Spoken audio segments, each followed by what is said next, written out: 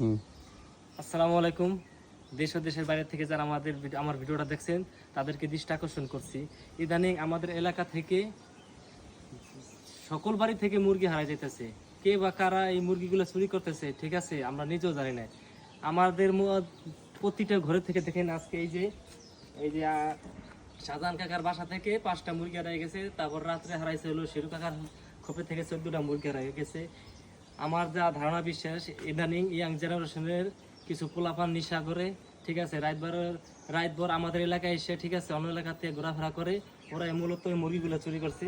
অনেক কষ্টের মানুষের শখের মুরগিগুলো ওরা কোনো কাজ কাম করে না, ঠিক আছে, নিশা করে, রাত ভরে ঘুরে, দিন ভরে ঘুরে, ওরা এলাকায় এসে চুরি করে।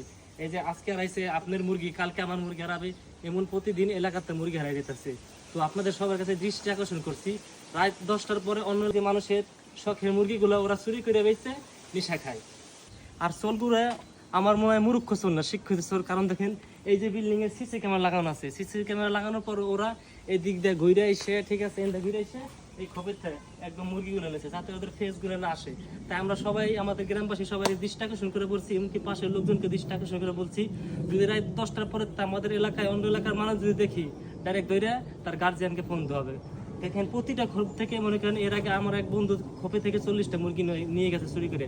তাই কারা নেই, এই যারা নেশা করে, যাদের টাকা পয়সা নাই, তাদের বাপ মাও ভালো না। কারণ তার বাপ মায় তাদের পোলাপান রাত বেরে, মনে করেন রাস্তা বেরোতে ঘরে, তারা কিছু কয় না, কারণ তাদের পোলাপান নেশাগ্রস্ত, টাকা পয়সার কোনো ইনকাম সোর্স নাই, ঠিক আছে। তার জন্য এইসব মুরগি, আজকে মুরগি চুরি করছে, কালকে গরু চুরি করবে, মোটর চুরি করবে, ফ্যান চুরি করবে, আস্তে আস্তে বড় চোর হবে।